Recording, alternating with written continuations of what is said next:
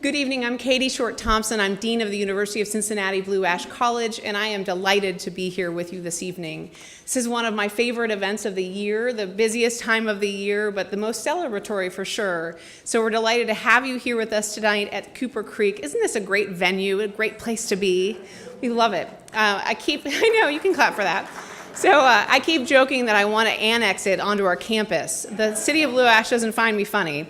But it won't keep me from asking. So you're here for a great night, and I simply want to begin by saying welcome. So glad that you've taken time out of your busy schedules to join us. It's good to see so many friendly and familiar faces. For me, this is a unique event because I know almost every single one of you. And so please, if I haven't met you, make sure that we meet before you leave tonight. It's a delight to be here with so many people who are familiar and friendly. So great event tonight. On behalf of everyone at UC Blue Ash, I simply want to welcome you and thank you for coming. And we're now going to take just a good chunk of time to recognize some really talented, special people. And we really get to recognize important constituents of ours. We have been celebrating in lots of different ways for weeks now, and tonight we'll celebrate faculty, we'll celebrate staff, and we'll celebrate distinguished alumni, and that's a pretty special night for us, lots of important people in our lives. So I want to first thank all of you who attended the silent auction right before this program, and a special thanks to all who bid on them. That's always a fun thing for us to see who gets what, and that will be at the very end of the evening. The proceeds from the auction will support our current and our future students through our UC Blue Ash College Alumni Association scholarship. So all proceeds go to those scholarships, and any student who's ever received a scholarship knows it's really important for them to get that extra nudge, that extra help to get through college, because college can be pretty cost prohibitive for a lot of our students, and we're an affordable place and it's still difficult. So thank you for your generosity. We will announce each of the winners at the end of the program, so let's make sure that all of you stay and find out if you got that special thing that you kept checking who is bidding. One person here looked at my name tag and saw my number and just made a point of saying, I'm going to go outbid you. So I found that hilarious, so I'll probably leave empty-handed. So I might break halfway and run over and put 215 all over everything. So anyhow, in all seriousness, it doesn't seem that long ago that many of us were at convocation, the day that we kick off the academic year, and here we are at one of the final events of the year. It simply seems impossible to me that we're already here. We've blinked again, and here we are. It's been another year of growth and another year of improvement at the college, and I'm simply delighted to be here with you to share some quick updates and highlights. First of all, as many of you know, we opened our new UC Blue Ash Library and Commons. I think that those of you who use the library find that it's the coolest library in higher education with our coolest librarians and faculty who help us and our students. It's a really great space. In fact, one of our guests here saw that we had 8 of the study rooms, right, Yife, and said, you need 20. And I said, I know, give me a little time to catch up. So they are incredibly well used. We couldn't have designed, I think, a better space for students to spend time and learn and work together with a cool mediated backdrop. We also have the additions of the community commons and the Bleecker Street Cafe and the courtyard. And for all of you who've walked through our campus, you can sense a difference in terms of the time that the students spend there. And for many of us, it's a chance for us to grab something to eat as well and just to take a quick break. So I know many of us have noticed there's a bit of a hum on campus now. There's activity, they don't leave to go to lunch, and we love having students and others having the chance to have community over a snack or over a cup of coffee. So it's a great addition. We also held our first ever 5K UC Blue Ash Dash for scholarships. It was a big event we had on campus last October, raised $28,500. Some of that money was raised from running, some of it was raised from walking, and some of it was raised by sleeping in. And those sleep-in folks got their t-shirts anyway, and we still joke about who did the best job sleeping in and how late they slept in, and it's quite a great option for those who don't want to run at 8 o'clock in the morning. So that was a fun event. We also have launched our new brand campaign, and so many of you have noticed, I certainly have noticed on the highways and on websites and Pandora and lots of other places, we have advertising and promotion about our college, and it's fun to see us out there. We know those of us who work here, we know what a great place we have. We know what a phenomenal faculty and staff we have. We know how talented our students are. And we are doing our darndest to break the secret. And Pete Gemmer and his team have done a phenomenal job with the website, winning an award there. So it's been a fun year full of accomplishments. And clearly the message is getting out that we really have high quality academics delivered with extraordinary, exceptional care and great student support services. And that's a great thing, especially at our tuition rate. So when you think about being at 54% of Clifton's tuition costs, it's a really great value, best value in education. So people are waking up to the great message that we have and the great work that we do, and we're delighted to be a part of it. Our faculty members also continue to thrive in so many different ways. They're leaders in our classrooms. They're leaders in their chosen fields. I'm proud of the work that they're doing. I come to you tonight after reading countless RPT dossiers. Some of you haven't seen me in a while. I have been with my laptop for a long, long time, and I have frankly enjoyed reading about all of the great things that are happening with our faculty, taking it in and really learning about what they're doing in their disciplines, what their students say about them, and the impact they're having on their lives. So there's a lot that's exciting going on with our faculty as well. And of course, our staff are working so hard, adopting all sorts of new processes and procedures, making things better every day in their units, and most of all, creating a really extraordinary experience that supplements what happens in our classrooms. Again, couldn't be prouder of what's happening in the walls of our campus, and I have to say, we've made great hires. 170 new employees since I've been your dean, so that's a lot of new faces, great talents at the University of Cincinnati Blue Ash. And of course, our alumni continue to make their mark around our region, around the nation, and even around the world. And tonight we will hear about 3 of our distinguished alumni. It's hard to believe that we are over 20,000 alumni strong now at the college. That's a lot of great alumni out there. And many of them are truly making a difference. They're following their dreams, they are achieving their goals, and in many cases, they're setting the bar even higher for future alumni. So we're proud of our alums. So we're glad to see so many alumni faces here this evening. So good to have you back. It's always a treat when we see you in the halls, but certainly at events like this, it's a great treat to have you in our midst. So when you look at everything that's happening at our college, I couldn't personally be prouder. And I thank each of you for all that you're doing and your continued dedication and commitment to making this such a great place to learn and to study, to teach and to work. And for our alums, my goodness, it's just a special place to come back to visit. So we're delighted to have all of you here. Last week, it felt like last night, we've had a lot of events, right? Can I get an amen? Last week we had celebrating the best. We did celebrate the event, but celebrating the best event, and that was last Friday. We had over 600 people gather in Sharonville's Convention Center to celebrate our best and brightest students. It was a wonderful evening, and certainly it was a highlight of the year where we celebrated our best students who also received scholarships. It was a great, great night, very inspiring as always. And I know in this case, each of you will continue to push yourselves to do better for and with our students. And so many of us are doing such great work, and tonight we get to honor a few of you. So let's get started with our Distinguished Faculty Awards. This is what you've come for, to hear about great people. And we'll begin by inviting each person one by one up to stand by me. This is one of my favorite parts of the event. And I'm looking this way, and he's looking away because he's doing what our students do. If I don't look, then she won't get me, but I'll get you. Dr. John McNay is our first award winner, so let's clap for him as he comes forward.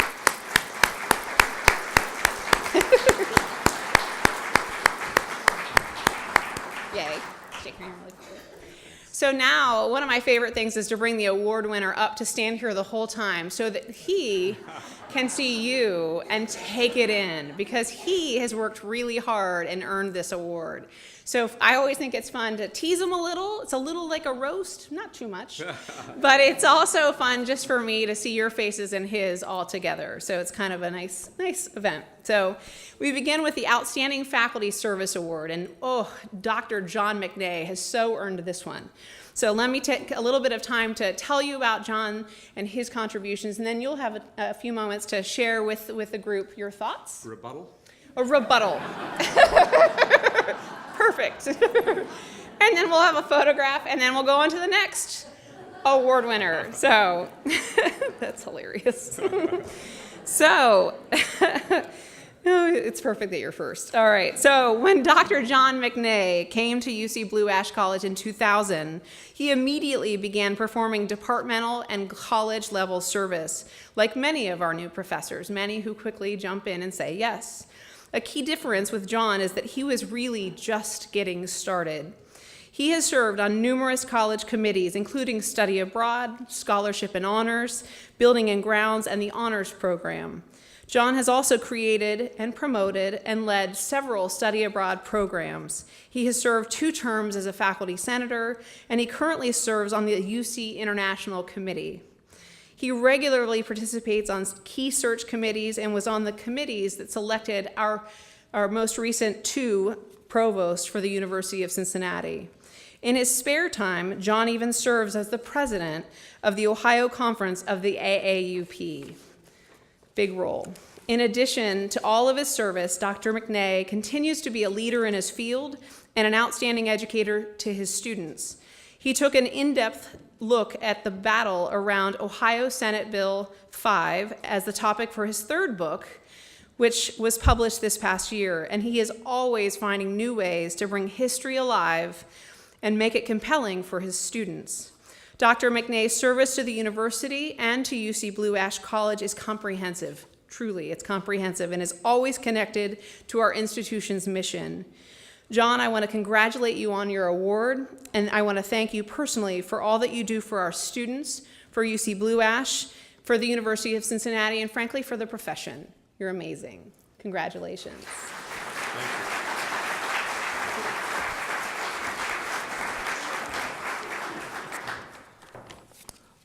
Thanks, Dean Katie. It's very great to be here.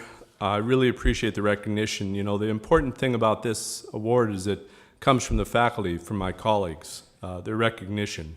And I think that's probably the most important thing. You know, a special thing about UC Blue Ash is the culture of service that is embedded in the college atmosphere. As you know, the academic life is usually measured by a faculty member's contributions in the areas of teaching, research, and service. The service component of that job is one that is little understood outside of academia. We serve on curriculum committees, promotion and tenure committees, search committees, scholarship committees, study abroad committees, all kinds of other committees that make the university work.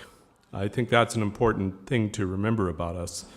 I've served on many of these committees over my 13 years at UC, including the 2 provost search committees, University Restructuring Committee, 4 years on the University Faculty Senate. All of this has been tremendously enriching and valuable experience for me.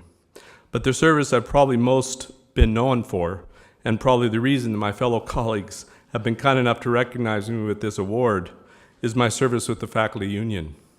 UC is the oldest and largest chapter in Ohio of the American Association of University Professors, the AAUP.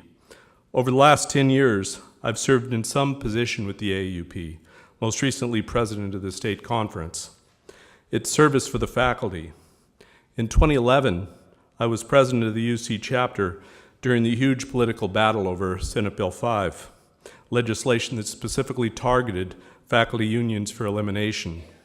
Fortunately, we won that fight, and we've been able to continue our work on behalf of the faculty at UC and elsewhere. And of course, it provided a lot of material for my 3rd book, which was great. My understanding of the value of service is really reflected in the language of our contract, Article 3, Section 3.7. Language reads, as colleagues, members of the academic community have obligations that derive from common membership in the community of scholars. And I think that really tells why it is that so many of us are so engaged in faculty service. It is those obligations that my colleagues and I try to live up to in our work at UC. There are many people who served as models for me over the years for this. My chair, Andrea Kornblue, who I think is in the audience somewhere. Jim Sabula, many of you will know him. Bill Boggin, Rita Taylor. These were great people who I knew over a number of years who showed me what it really meant to be a committed scholar and a committed faculty member. They've made my career here at UC a really enriching one, and I'm very grateful. Thank you.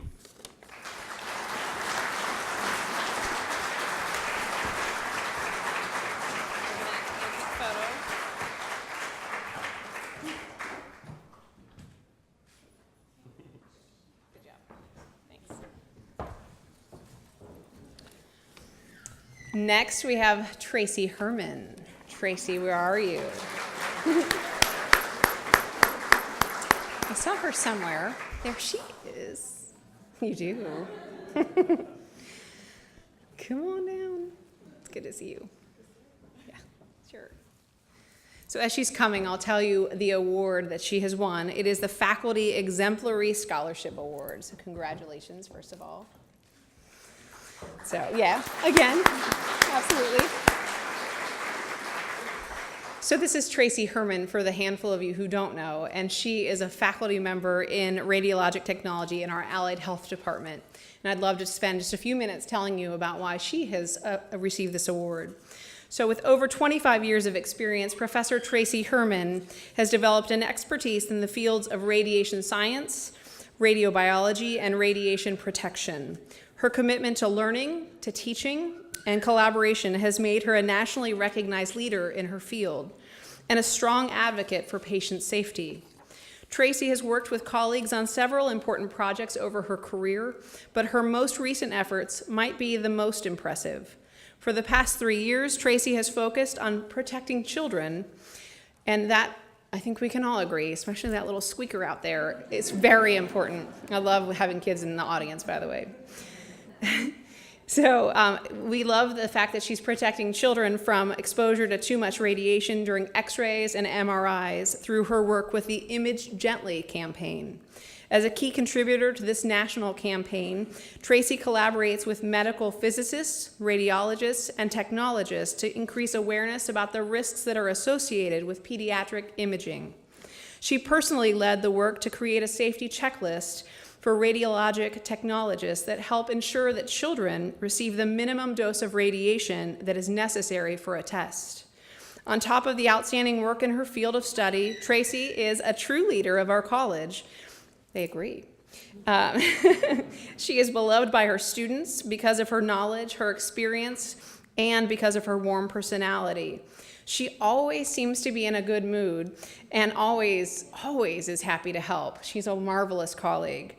And she is highly respected by her peers because of her ongoing commitment over the years to the Radiologic Technology program and to our college, not the least of which she's been representative of us in the Senate and now on the Board of Trustees. So she is everywhere and she's good at it all. Tracy, we want to thank you for all that you do to promote patient safety, especially for children. And we want to thank you for all that you do for our college and for our university. And most of all, we want to congratulate you for really earning this award. Congratulations.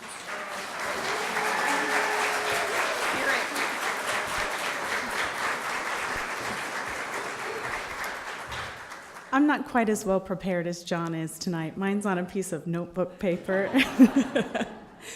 But I do want to say that I'm so honored because I know we have so many amazing faculty at our college that do such great scholarly work, and I'm so humbled by this honor. And thank you so much. I truly appreciate it.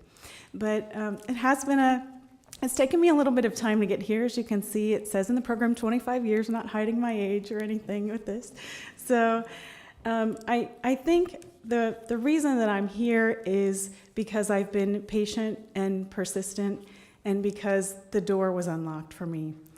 Julie Gill, my department chair, is very involved in the American Society of Radiologic Technologists, and she put my hat in the ring, my name on the list, so that I could be considered to work on some projects, and one thing led to another, and here I am, and I'm happy to be here. So I just had a couple of other words that I wanted to talk about. One is collaboration. Collaboration is so important in scholarly work, just getting the ideas flowing, working with others, working with people that are different from you and have new and different ideas. It's just, if anyone is trying to get involved more in scholarly work, I highly recommend just find some colleagues that have a common interest and collaborate. And then also creativity, just thinking beyond the norm and bringing in any new ideas that you can is certainly going to help with scholarly work. And I guess the final two things are patience and passion. You need to find something that you're passionate about. And for me, for a very long time, that has been radiation protection. And I'm glad that that this award brings more attention to the initiatives and advocacy for radiation protection for children. So that's really all I have to say. Thank you for the award. I truly appreciate it. And thank you to my colleagues.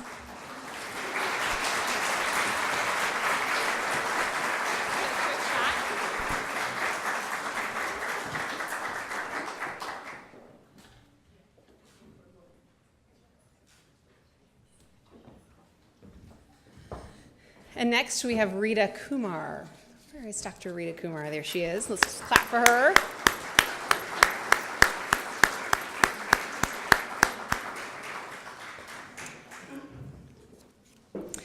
To introduce her award, it is the Innovative Teaching Award, and you can't hide behind me. Because I'm tall and you could. This is Rita Kumar. She's a professor in English and communication, and I want to take a little bit of time to share her with you this evening. So Professor Rita Kumar has been implementing problem-based learning, or PBL as we often call it, that pedagogy in her composition and literature classes for the past 10 years at UC Blue Ash.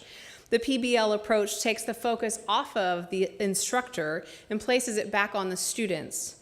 They must use the course concepts to solve the problems as they are presented. I have been reading a lot about this in RPT right now.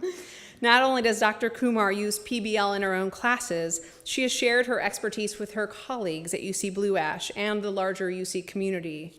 She facilitated a UCBA faculty learning community on PBL, and she has also led several workshops and seminars to help implement this approach across the disciplines. And she has also published information and sample problems in a variety of publications, including College Teaching. I have always known that Rita is very committed to the success of her students. You can see it in her approach to her teaching and to the fact that she is always willing to take the time to work with them.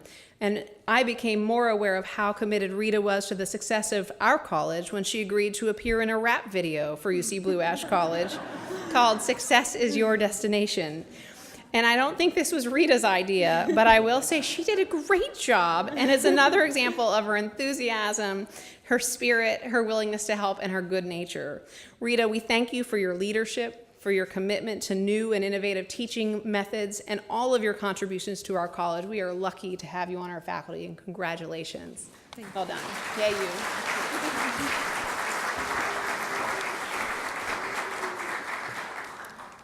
Thank you, Dean Katie, for your kind words. Good evening. Thank you for all of you for coming and sharing our special evening here. I can't see anything. I'll have to put on my glasses. I'm both honored and humbled to be here among so many talented colleagues and alumni that are such inspiring examples of excellence. 13 years back, when I came to Cincinnati, I was seeking new opportunities, and fortunately, I was embraced by UCBA, then known as Raymond Walters College, to do what I love best, and that is to teach. I instantly felt at home. In the span of more than a decade, UCBA has offered me many avenues for growth and innovation that have been both personally and professionally gratifying. One such professional development opportunity presented itself during my second year here in the form of a faculty development session on problem-based learning. The attraction was instantaneous, and a love affair began, much to my husband's dismay. Problem-based learning, or PBL, presented me with a new lens to look at my pedagogical practice, and I immediately saw immense potential for its use in my classroom. Excited, I began looking for every opportunity I could find to learn more about PBL, and this was only possible because every step of the way, I was able to receive the support of the college and my colleagues. I established a faculty learning community, and with other PBL enthusiasts, soon enough we were working together to share and learn from each other, a characteristic very special to UCBA. I began experimenting with PBL in my literature classes, which I discovered through the course of my research was a very innovative use of PBL since its use at that time had largely been prevalent in the field of medical and business studies. I saw the PBL approach as a way to build a bridge between the classroom and the world outside for my students and to encourage them to think critically and innovatively. Has my experimentation been smooth? Of course not. But as Jim Rohn says, if you're not willing to risk the unusual, you'll have to settle for the ordinary. Ordinary may be comfortable, but I have never settled for comfortable. I thrive on change and the not so ordinary. I want my students to be challenged and excited about their learning, and PBL presents one way of doing this. Encouraged by my success with the use of PBL in my literature classroom, I then took on a more ambitious plan of designing an entire composition course as a PBL course. Fortunately, my colleague, Brenda Rafai, shared my excitement, and together we have developed this course that allows students to become more independent writers and eventually more responsible for their learning. My journey would have been impossible if I did not have my students on board, who have been willing and receptive to take on the challenges presented to them. They don't know how much we experiment on them. The support of my department and my colleagues has been invaluable. Brenda's patience and enthusiasm is laudable, even though every time she sees me at her office door, she probably wants to hide because she knows I'm going to say, "Hey, Brenda, what do you think about this idea now?" And before she knows, we have created another project. I'm grateful for the exceptional support the college provides in the form of faculty development opportunities, and for Dean Katie's commitment to nourish faculty's research and creative interests, which have been instrumental in my pursuit of innovative practice. I would like to thank my family for their unequivocal support and understanding, even when it has meant spending considerable time away to follow my academic interests. Being recognized as an innovator comes as a pleasant surprise for someone who lives with 3 scientists. I'm deeply honored, but I have to admit my biggest and unexpected reward came last week when a current student excitedly confided in me that she just absolutely loves PBL. And as a teacher in training, she's going to try it with her students. I think I may have just passed on the torch of innovation. Thank you.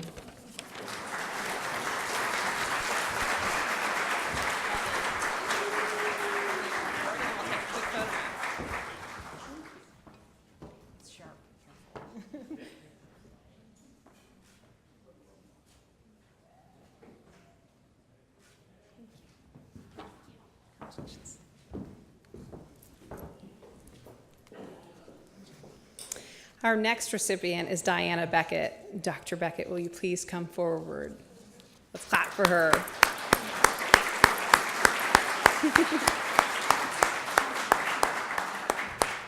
Congratulations. This is Dr. Diana Becket. For the few of you who do not know her, she is one of our professors in English. One of the specialties of Professor Diana Becket is working with students placed in the lower level composition courses.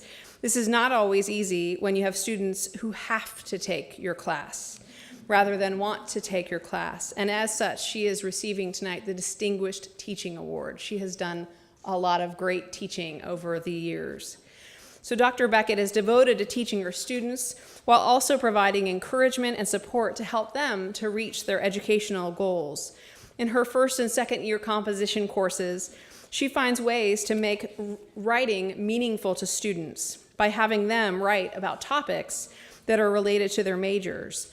And Dr. Becket also takes her passion for helping beyond the classroom. She has been a driving force for service learning in composition courses and a strong advocate for it across the college. She has also led our faculty in implementing service learning across disciplines, and she has helped to develop a service learning showcase that highlights the work that the faculty are doing with students in our community. Her colleagues call Diana the epitome of an excellent teacher. The way that she continues to teach, to inspire, and to encourage her students to grow personally and to learn how to express themselves through composition is something to truly be admired. Diana, we thank you for your compassion, for your commitment to exceptional teaching. That is what we do here. You are making a difference for so many of your students, and we are happy to award you with the Distinguished Teaching Award. Congratulations. Well done.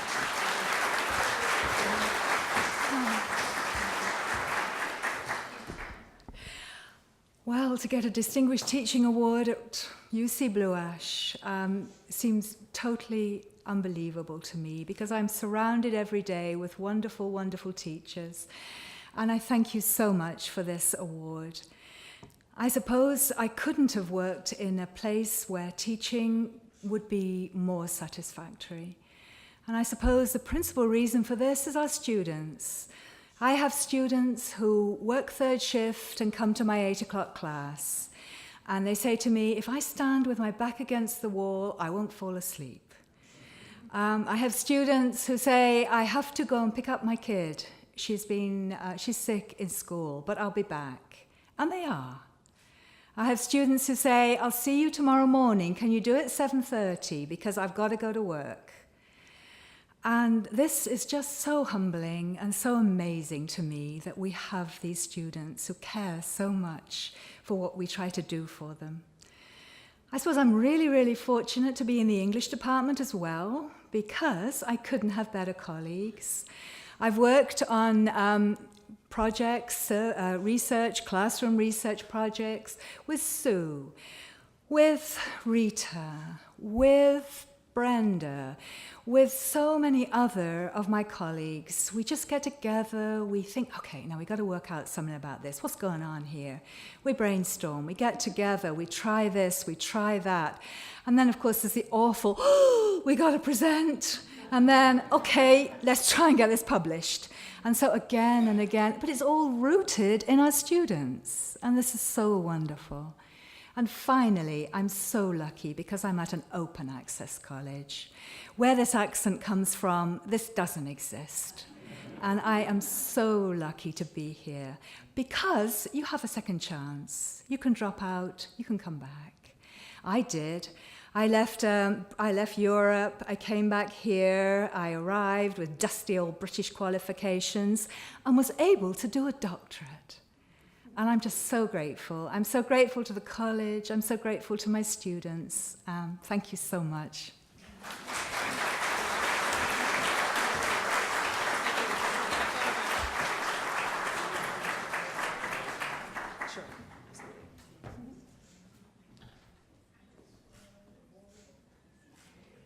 Congratulations, wonderful.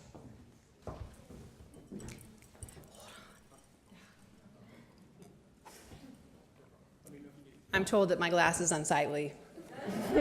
It's just very necessary. It is never fair to follow an accent like that if you're from Cincinnati, right? So unjust. But I will go on. Congratulations. Our next award is our Honored Adjunct Teaching Award, and it is Laurie Bailar. Where is Laurie?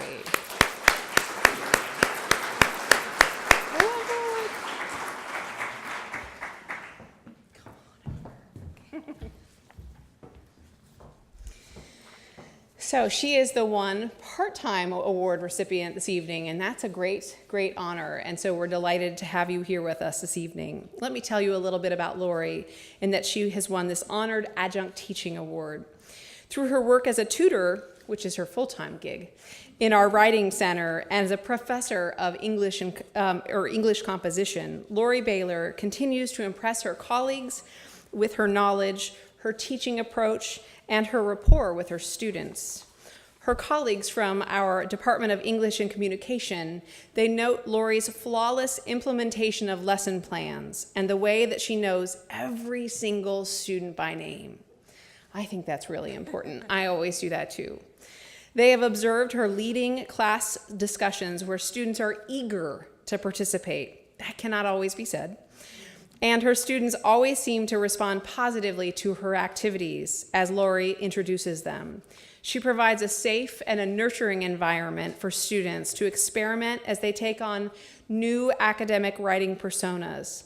That same approach carries over into the Writing Center, where Laurie works so well with our students, who sometimes they just need someone to give them the confidence and the inspiration that they need to tell their story or to put their thoughts down on paper. Laurie, kudos to you for all that you are doing with our students, and thank you for taking the time to know each student by name. So many of our faculty and staff members do this, and it makes a huge difference for our students. Our students are not just a number to any of us, and this is not something that you find on many college campuses anymore. For all that you do for our students, for your excellent work in the Writing Center and your excellent teaching, we congratulate and celebrate you. Well done.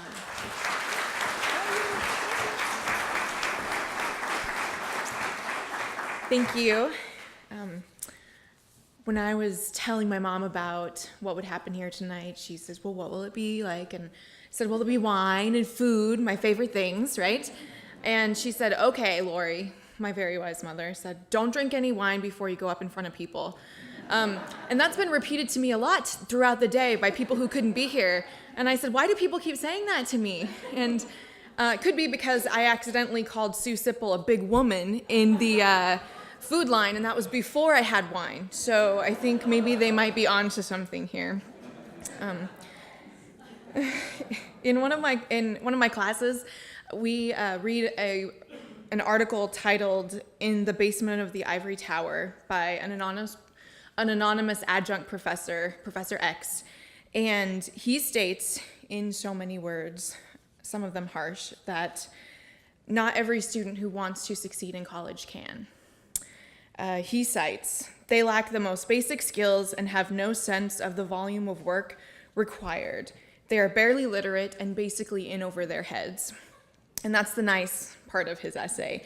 And these underprepared, non-traditional students don't stand a chance. No matter how hard they try or how hard they work, they will not succeed.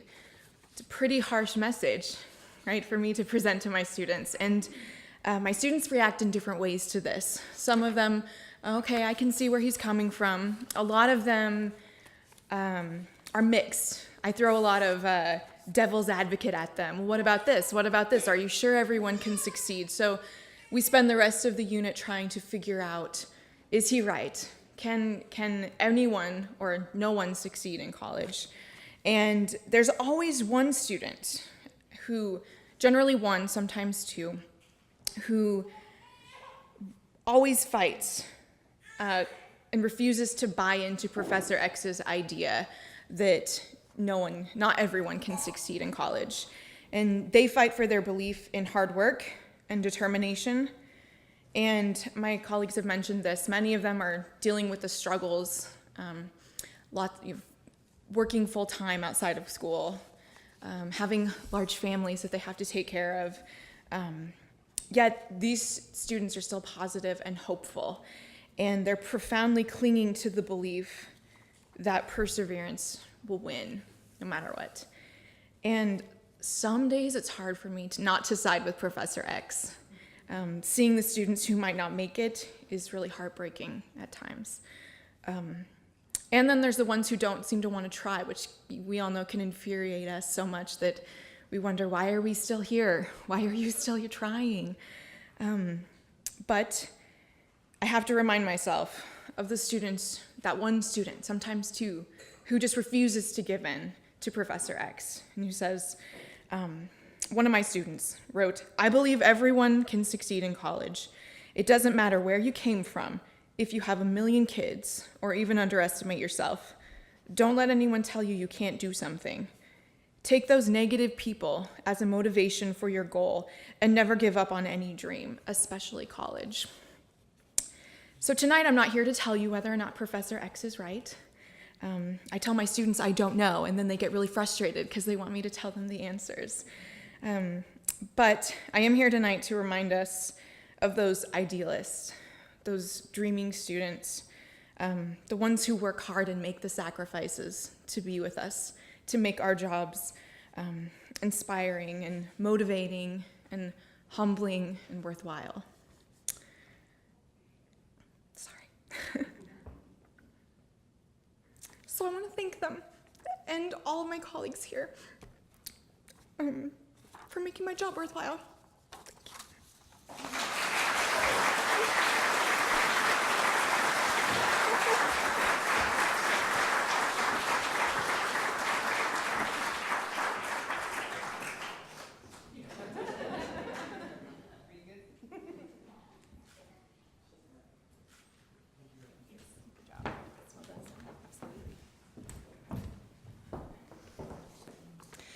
Most people who hear me speak know there's never a speech that I give without a little emotion, so it's always good to see someone else who cares that much.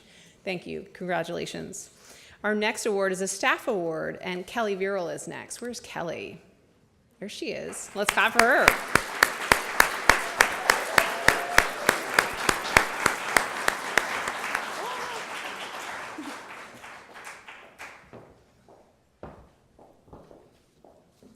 Kelly has earned the Staff Distinguished Service Award. So I know everyone by their first name at the college. I think that's why they call me Dean Katie, because my last name is Short Thompson. That's a lot to take in. And so I wanted to make sure I had her name pronounced correctly. So Kelly has earned the Staff Distinguished Service Award, and she works for us at the college in veterinary technology. And let me tell you a little bit about Kelly.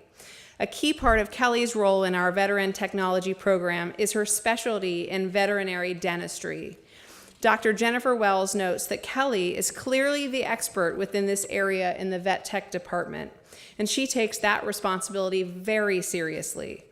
Kelly works with students in hands-on laboratory settings where she focuses on providing individual attention and instruction to each one.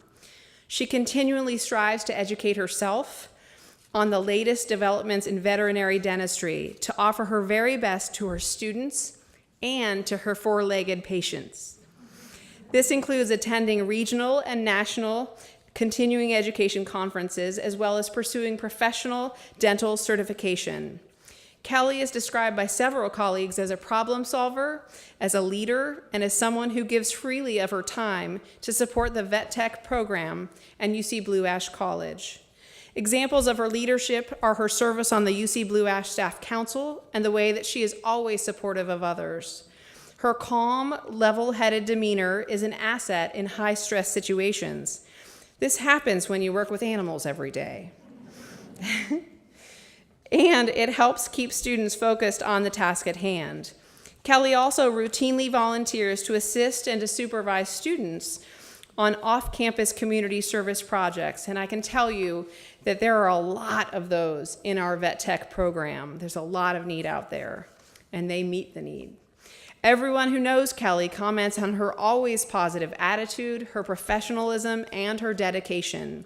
Kelly, we thank you for your dedication and for your commitment to UC Blue Ash College, to our students, and of course, to our four-legged friends. Congratulations. Well done.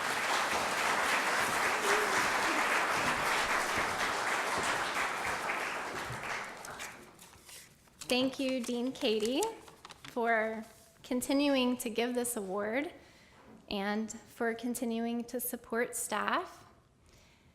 I received this award today in honor of my coworkers. I am inspired every day to work with such dedicated and talented individuals. I hope we in turn can inspire students through our dedication. I have an awesome department, in case you haven't heard. My department chair, Dr. Jennifer Wells, was selected this year as one of the top 15 veterinary technology professors in the nation, which is amazing.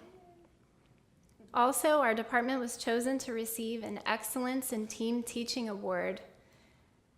This is what we are, a team. I am proud to have a department who are prolific and student-centered. We, much like other allied health departments, our faculty and staff spend a large amount of time with our students, close quality time over the 10 months that we have them. The students have all invested a lot of time and effort to get to where they are, and they all want to be there. For that reason, we grow fond and close to our vet tech students. We want them to succeed. Our students get real-life educational experiences through service learning opportunities. They are to be off-site each week with a member of faculty and staff in our veterinary communities. Our students cooperate with pets in need of Greater Cincinnati, providing wellness and dentistry care to the pets of their less fortunate owners who can otherwise not afford the care. They help the pet overpopulation by providing spay, neuter, and wellness to local humane society and shelters. And we have partnerships with several local farms as well. We provide numerous volunteer philanthropic opportunities for our students to serve in the veterinary community. Kudos to Dr. Jane Goki. She has been active in this role in very many of the volunteer opportunities.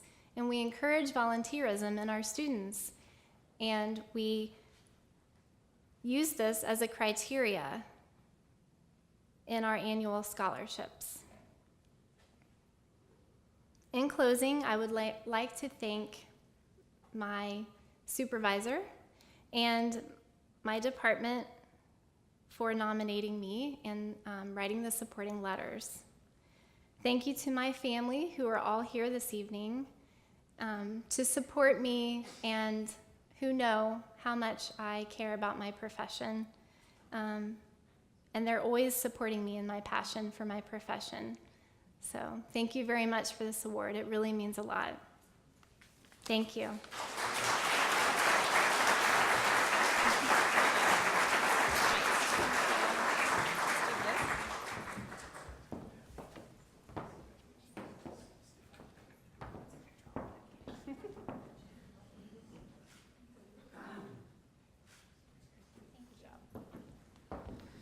I will say I love all of our departments, but the vet tech program, they don't come much more fun to visit than that one. So, I mean, to get to go and see cats and dogs in the middle of my day is a little bit of a treat. And I keep hoping that a beagle puppy finds their way to that building and I have to take her home. My husband will shoot me. We have one more staff award this evening, and it's a new award. And to receive it, it is Sarah Meagher's turn. So Sarah, please come forward.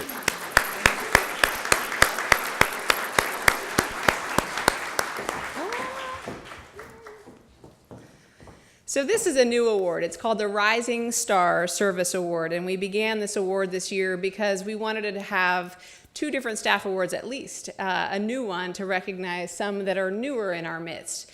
And while Sarah is newer in our midst, she is well known in our midst. There isn't a soul in this room, unless you're new to UC Blue Ash, who doesn't know Sarah. Let me tell you more about Sarah. As one of the very first people to welcome new students to our college, Sarah Meagher plays a very important role. And we truly could not have picked a better person to play this role. Sarah serves as the Assistant Director for Orientation and Leadership, which means that she is the primary point of contact for our new students and their parents at orientation. It also requires that she works well with everyone on campus: IT, advisors, faculty, one-stop, placement testing coordinators, and more.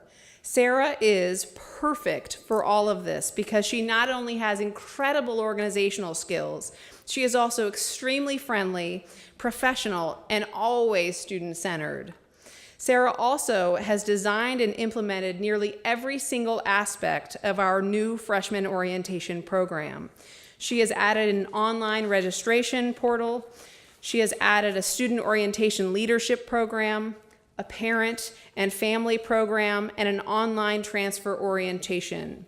As a result of her outstanding work and her leadership, our orientation program is better than ever, truly, way better than ever, and so is our participation. 93% of our incoming students now attend orientation. This is a sea change, folks. Along with revolutionizing our orientation program, Sarah manages our UCBA Student Ambassador Program, which is one of my personal favorites. The Ambassador Program has been a big success for our college, and part of the reason is because Sarah does a tremendous job of selecting and now training our ambassadors to ensure that they too, just like Sarah, are friendly, outgoing, intelligent, and knowledgeable about our college.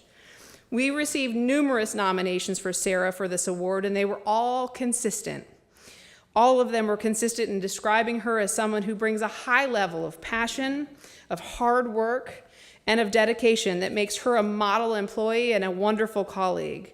This is a brand new award, and Sarah, you are the perfect inaugural recipient because you are indeed, as the title would suggest, a rising star. Sarah, we thank you for all that you do for our college, and I want to congratulate you personally on this award. So well done.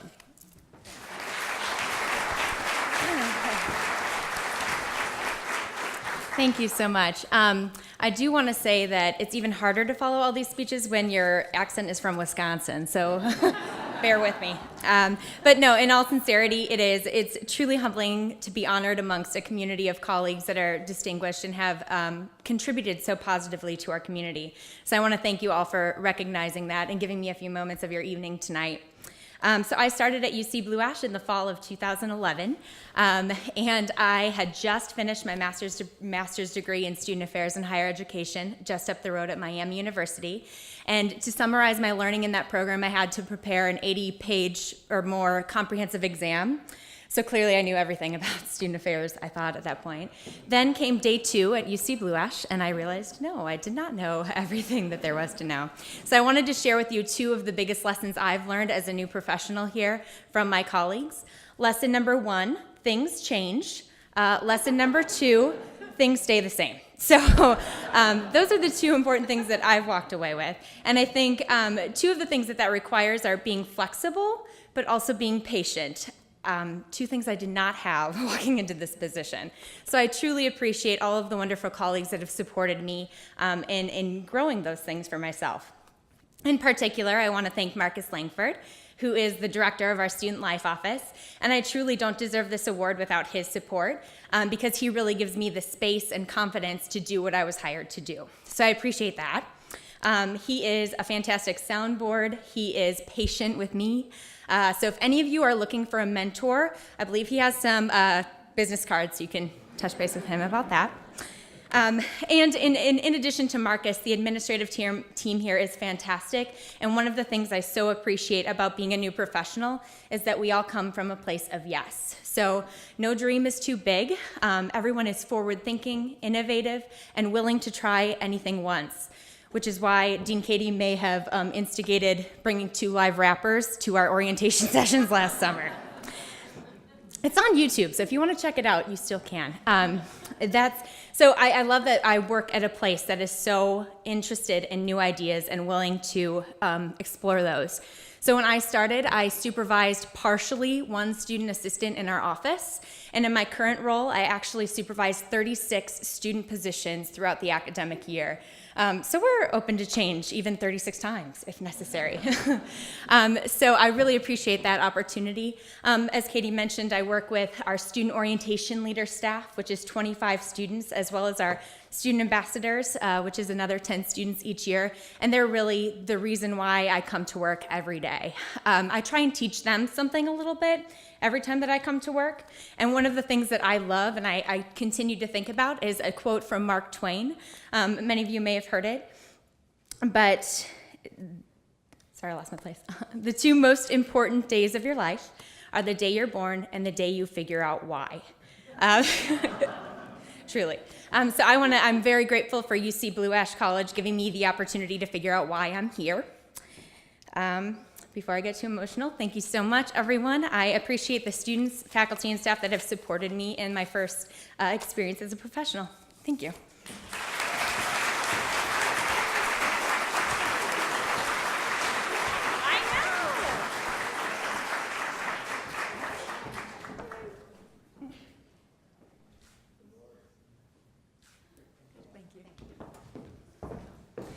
So if this was her first job as a professional, look out, right?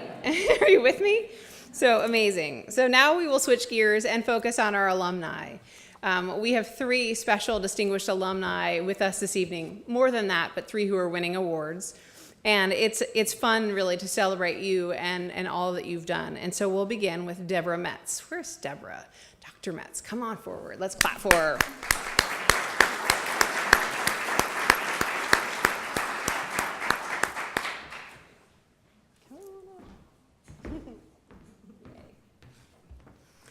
All right, so this is one of our 3 Distinguished Alumni Awards, and this is Deborah Metz, or Debbie, and she is in the class of 1974. Debbie Metz came to UC Blue Ash College with an interest in science and the environment that led her to earn an associate degree in environmental control technology. She then pursued a baccalaureate degree and a master's degree in environmental science.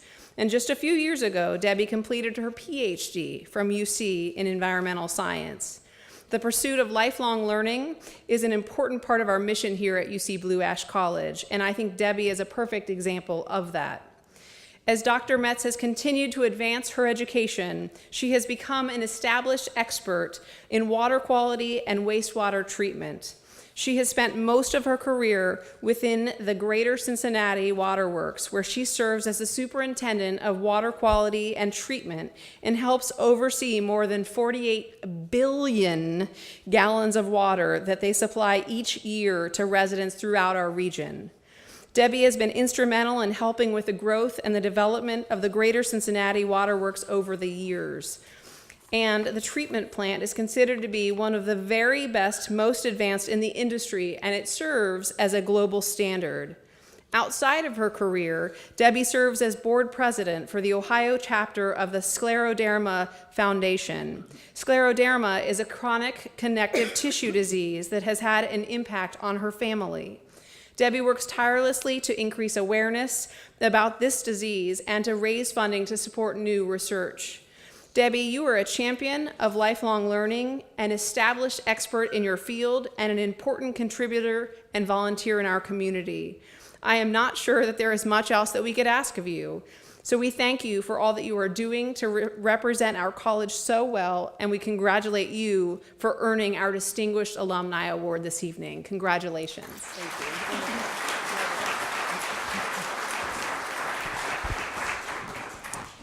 Well, unlike the professors, I don't have an established talk, but I just want to say that I was so humbled and gratified to receive this award that I didn't even know they had put my name in. And Steve Dieters from my class, thank you so much. He was here earlier. I think he's still around somewhere. Hi, Steve.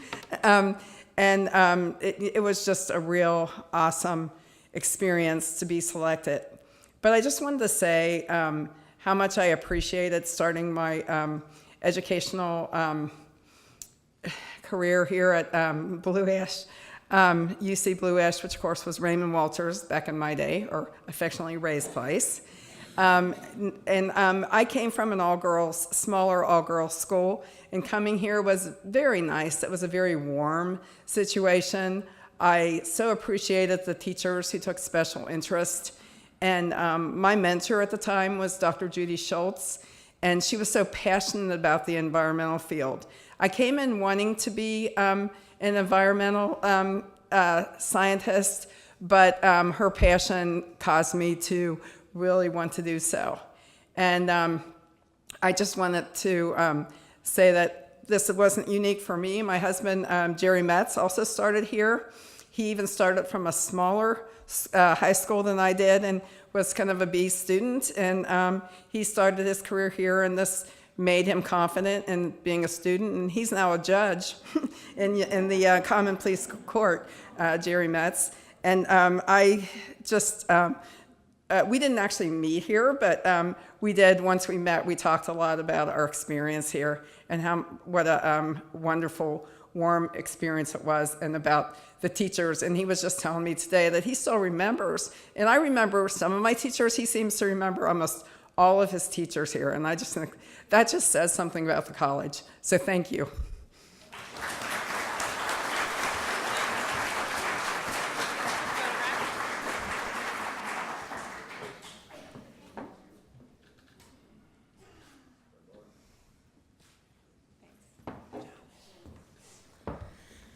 I always love it when people remember their professors, and there's nothing better than hearing from a student years later about what they're doing. So it's wonderful for us to know what Debbie is doing and what the rest of you are doing. Next on our list for our Distinguished Alumni Award, our second recipient is Tamara Miles. Where's Tamara this evening? There she is. Please come forward.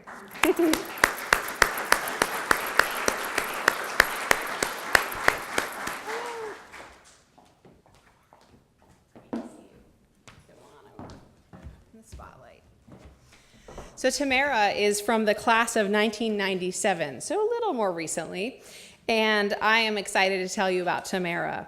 She is described as a great example of what we do best at UC Blue Ash College. She was a single mother with a dream when she came to our campus to enroll as a business student. Tamara quickly began excelling in the classroom, and she became one of the very first students at UC Blue Ash to earn the Robert McCants Scholarship, which is awarded to our top business students. She then transitioned to the UC Clifton campus, where she went on to earn her bachelor's and her master's degree in business administration in Clifton. Today, Tamara is also a great example of what it means to be a true American patriot.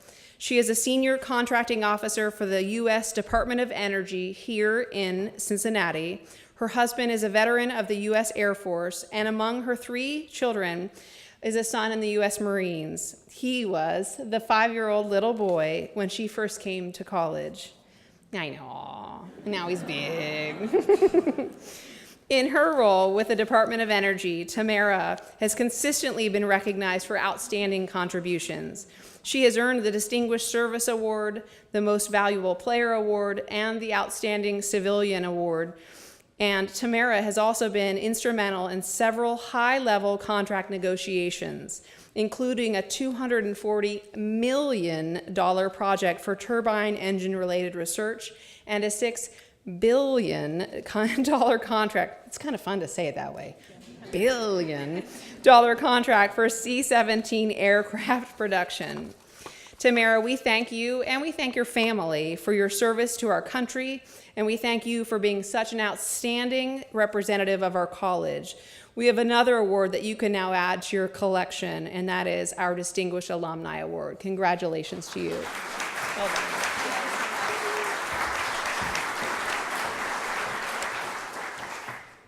done. To Dean Katie, to the faculty, staff, fellow alumni, and UC Blue Ash students, as well as the rest of you, good evening.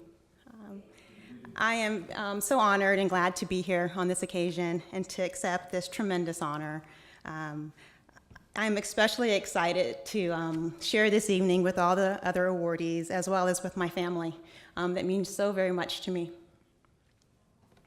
I'm already starting. I just started. In 1995, I transferred to what was Raymond Walters College from the New Mexico State University, and it was a very good move for me.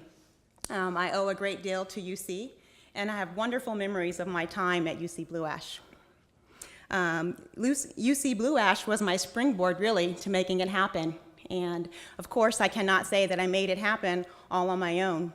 There were many folks, many people that helped me along the way. There were professors such as Professor Foote. There was staff at the college, such as Ms. Helen Kegler, that really helped me so very much. They encouraged me, and really they were a big part of preparing me for this very moment, and so I thank them. Actually, my business law classes with Professor Foote were my favorite. He was very inspirational to me. He gave me confidence in a very uncertain time in my life. He also helped me in terms of providing a means to continue my education. Dean Katie mentioned the Robert McCants Scholarship that he nominated me for, so I really appreciate that gesture on his part, and I also appreciate the fact that he, I believe, nominated me for this award tonight, so I owe a great of gratitude to Professor Foote. This honor means so much to me. There are so many reasons that I could notice as to why it means so much to me, but I just want to mention 2 of them. First of all, despite all odds, this honor to me means that hard work and dedication really do pay off. You see, I'm what some would say a statistical anomaly. When I started college after receiving a GED, I was married, I was a teenage mother, and I had a lot of things stacked against me. I didn't let those things stop me, however. I worked my way through college. I graduated with honors, And I've later gone on to really excel in my career. And I'm certainly not saying all those things to pat myself on the back. Absolutely not. But what I'm saying those things because I know that there are students here. My children are here. And I just want to encourage all of them, all the students, to continue to persevere your way through the challenges of college, through work, as well as life in general. And to know that you can overcome, you can achieve your dreams, you can even exceed those dreams, and there are so many folks in this room that can attest to that. And then secondly, this honor means a lot to me because it really underscores what my husband and I try to teach our children. And that's the importance of education and being committed to a task. Early on, I knew that education really was the path to a better life for myself and my young son at the time. And it means a lot to me tonight that my son is here. I think I would really be remiss if I didn't give him a shout out specifically. He really, truly was my inspiration.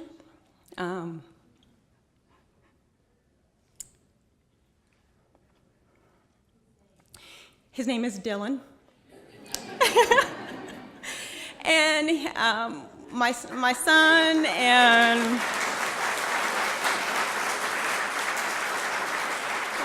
stand up, Dylan. He's there in the green shirt. I'll raise his hand, all right.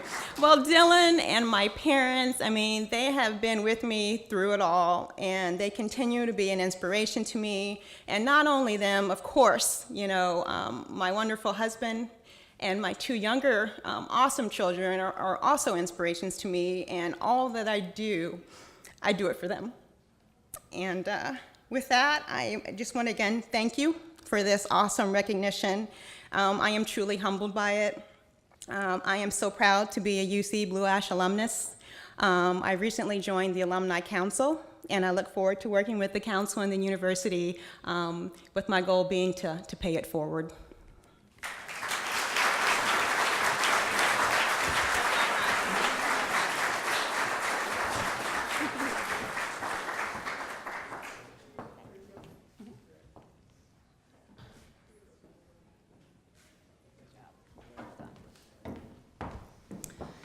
And now our final Alumni Award, our Distinguished Alumni Award goes to Yife Tien.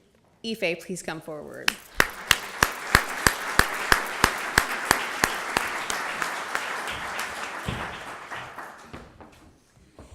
Yife Tien is from our class of 1975, and here is his story. After emigrating with his family from Taiwan, Yife came to our college at the urging of his father. That important development started an education that led to a very successful career as an entrepreneur and a leader in the field of medical education. Yife studied biology at UC Blue Ash College before transitioning to the UC campus in Clifton to earn his bachelor's degree in biology. From there, he went on to study medicine in the Dominican Republic and the British West Indies. Rather than becoming a doctor, however, Yife pursued a different career that was related to medical school. His father was a successful businessman who ran technical colleges in Ohio before opening an English language medical school in the Caribbean. Yife followed in his footsteps by starting his own medical education information company, then serving for nearly 20 years as CEO of the American University of the Caribbean. We want to study abroad program, I'm just saying. You could hook us up. Right? Are you with me? I see faculty nodding. Sorry, couldn't help myself. Okay, back to the program. Before recently founding his own institution, Rocky Vista University, an osteopathic medicine college that is based in Denver, Colorado, which we could also stand to visit, Yife. You pick good locations. It's a little bit cold. That's right. Through his experience, Yife is working to help fill a need for more physicians in the future. With our aging population, experts estimate that the U.S. will need far more primary care physicians than are currently projected. And his hope is that Rocky Vista University can help train more of those physicians and help fill that void. Today, Yife lives with his wife, who is a doctor, Lucy, who's here with us this evening, and their son, Christopher, in Florida. And he was kind enough to travel from that nice, sunny, warm climate to here this evening to join us. Yife, we thank you for being here tonight and for all that you are doing to represent our college and to support the growth of medical school opportunities for our future physicians. And we congratulate you on winning our 2014 Distinguished Alumni Award as well. Congratulations. Bye-bye.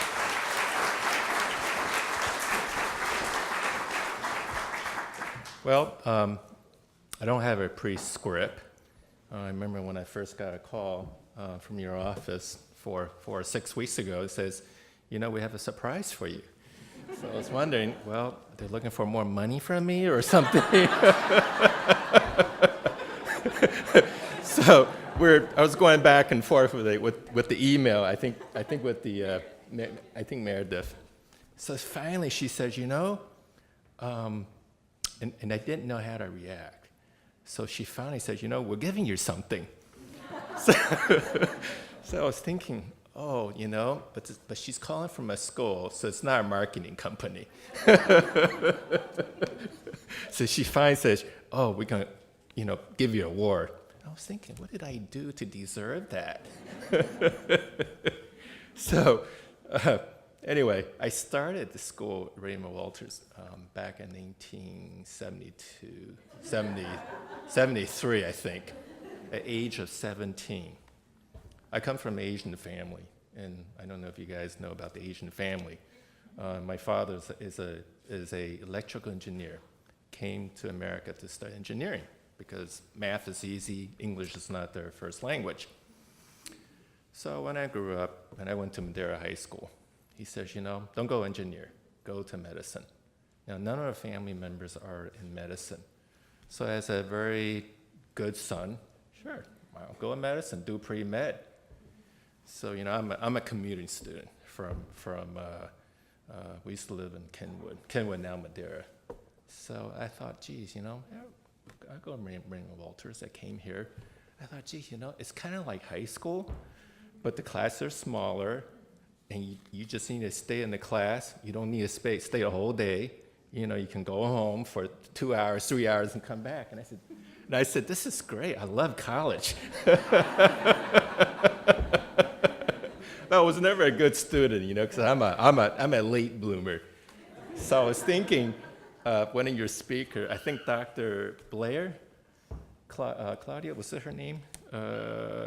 Professor Laurie Bailar.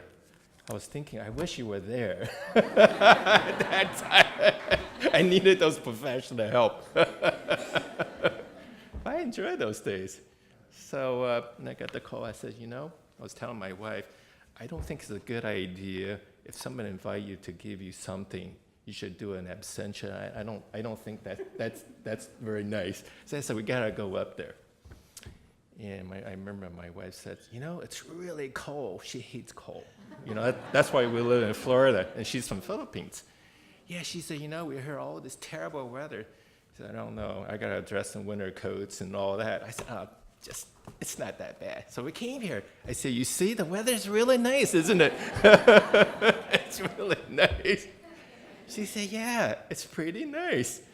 So anyway, we came in last night, drove up from downtown Cincinnati. Downtown hasn't changed at all. I mean, we saw the Fountain Square. Vine Street still looks same, you know, kind of dilapidated. You know, you got the transitional sections, certain areas you don't want to walk in the nighttime. So we drove up here, came up on I-75, and, you know, I took the navigation. You know, Hertz got this navigation.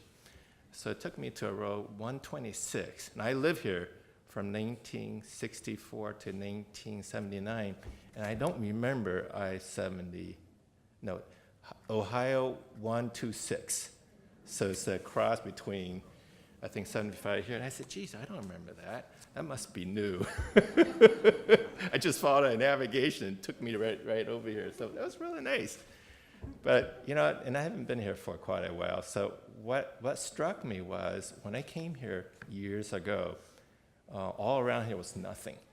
So I see all this McDonald's and all these building. I said, wow, this is pretty upscale. It was never like that. So I get pulled in the building. I remember your assistant says, look for the dean's guest parking lot, okay? So I said, boy, there's hundreds and thousands of this. How am I going to find it? I just pulled up in the student parking space. So we pulled up the first building. I said, oh, that must be the old building. So I started looking for the library, my biology laboratories. I couldn't find it. I said, where is this place? Because when I went here, there was a student center, an old building, just one building, 3 or 4 floors. And I figured out it's in the building where you're at. Apparently they modified it. So I met Dean Thompson this morning, and we talked a little bit, and she gave me a little tour. So I said, geez, let me look for my biology lab. So a biology lab in those days, and she didn't know, was right past the library, okay, down the hall, before you hit the auditorium on the left-hand side. So I said, where's the lab? It looks like all offices now. She didn't know that was a lab. Yeah, that was a lab. So anyway, so as I hear what some of your people said about an education, because I'm in the education field, I fell into it by accident because my father was an educator. He started out as an electric engineer and became an educator. One of very few Chinese person who was an educator. He used to work for the Cincinnati Technical College. I think it's still here off by 75. He started as a professor and worked his way up to deanship. And somehow he got a job as a president in a little town, St. Clairsville, Ohio. Somehow he got a president job. And the community is all Polish. And he's probably the only Asian guy there in the whole community. And somehow he was able to get a job. He convinced himself. So when he came home, he says, I got a job as a president in St. Clairsville, Ohio. So we're all thinking, oh yeah, sure. So anyway, he was up there for, I think, 3 or 4 or 5 years. And one day, and this is at the age of 52, he says, I was in my 3rd or 4th year at university in Cincinnati in downtown, but I didn't study that hard. He says, I'm going to try and get you a school outside U.S. We went to Taiwan, we went to Dominican Republic, and who knows where. And those schools were really, really terrible. I mean, we took the whole family there, and this is 1977. He came back, he says, I'm going to start a medical school. Okay, now, he's not a physician, he's an engineer. He says, I'm going to start a medical school, so I'm going to quit my job. He was making $25,000, I think 1976, 1977 was a lot of money. He said, I'm going to quit my job, I'm going to start a English-speaking American curriculum medical school in the Caribbean. That's how he started.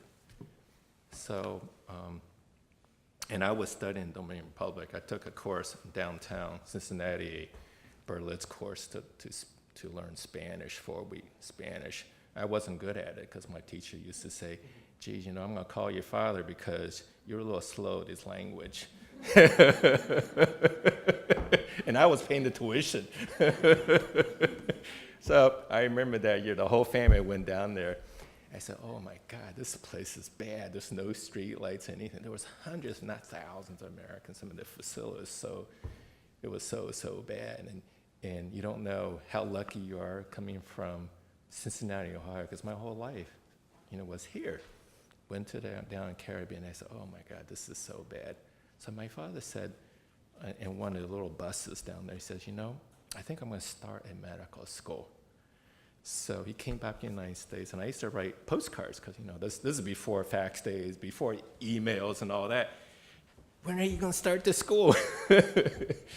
And so he finally did start a school back in 1978, and he's been doing it since then. Of course, he moved from a little island called Montserrat. It's a British island, and he was there till about 1995. He had to relocate to another island because I got a call one day. We have a ministry office in Miami. He said, the volcano blew up. I said, volcano blew up. Well, it wasn't April 1st, so I knew it was an April Fool joke. So we packed everything, moved to another island, we built a new school. So, you know, because a lot of people is how you look at life. I remember my brother said, you know, that's it, your business gone, your school is blown up, you know, it'd be like another Pompeii, okay? But my father said, and he and I, we talked about it, he said, you know, it's an opportunity. Sometime in life, when you think the worst thing that happened to you, there's actually an opportunity for you. Because typically, people don't want to change. If you have a good job, why would you want to change? So he said, you know, it's an opportunity. We built a bigger campus, better campus, was able to withstand earthquake, whatever. So that's what he did. He built a brand new school on that island, St. Martin, 1995, sold it 2 years ago. And I tell you that because, you know, I remember when I first came here, I was just a young man, didn't know what the heck I'm gonna do with my life. You know, you're not mature. I wish you had a lot more support, like what you guys have right now. You have great teacher, great staff, great leadership. I don't remember any of that when I was here in those days, but obviously you have it now.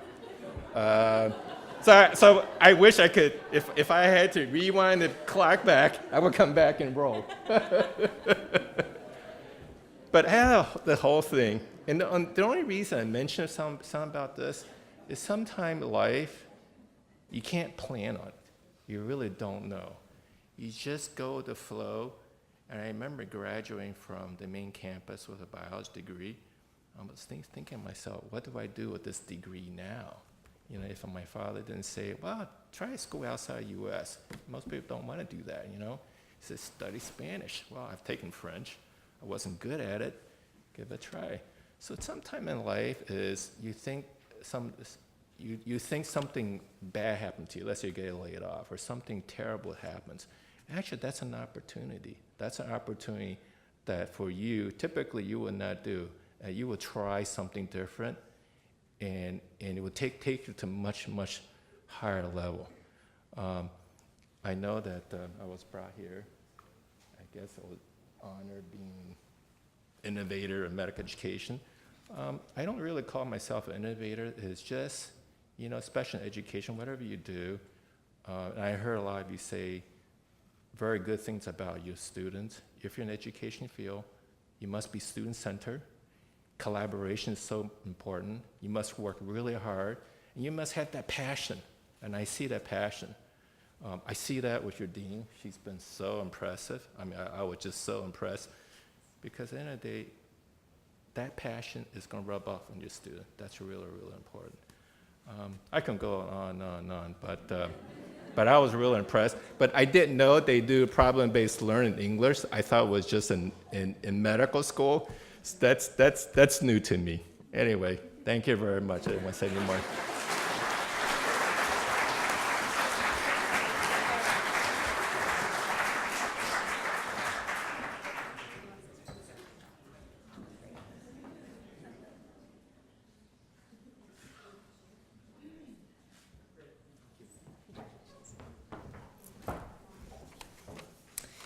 So I think that you'll agree with me. This has been an outstanding group of faculty and staff and alumni for us to celebrate. And so I just want to say one more time, congratulations to all of you.